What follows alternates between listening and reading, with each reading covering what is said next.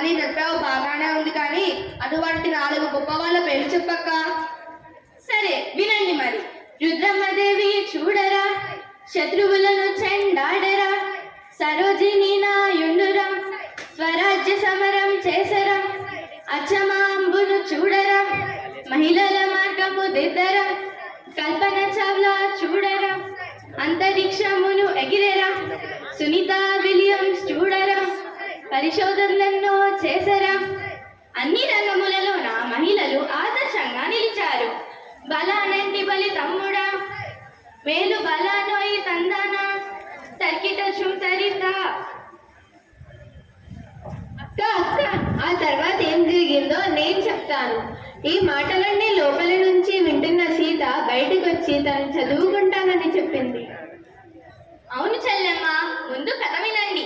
సీత ఎట్లా చదువుకున్నాయా అంటే, అక్షరమాల నేర్చరా, తెలుగును చక్కగా చదివేరా, ఎక్కాలన్నీ నేర్చరా, లెక్కలు చక్కగా చేసరా, పరిసరాల విజ్ఞానము పక్కగా గ్రహించరా, ఏది చదివినా ఏది రాసినా ఎదురు లేదు తనకు, అందరిలోనూ అన్నిటికన్నా ముందు నిలిచే తుదుకు, తర్కిత శుంఠరిత. చూడు, చదివితే అట్లా చదవాలి. నువ్వు నన్నే వెక్కిరించే అవసరం లేదు. అయితే నువ్వా? అంత లేదు. ఏం చదివావో చెప్పు.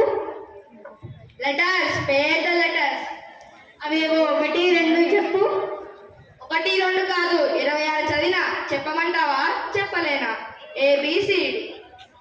ఆ లెటర్స్ ఏసి పెట్టినండి. నువ్వు తర్వాత కథ చెప్ప. ఆడపిల్లలను చిన్న చూపుతో చూడరాదు బాయి,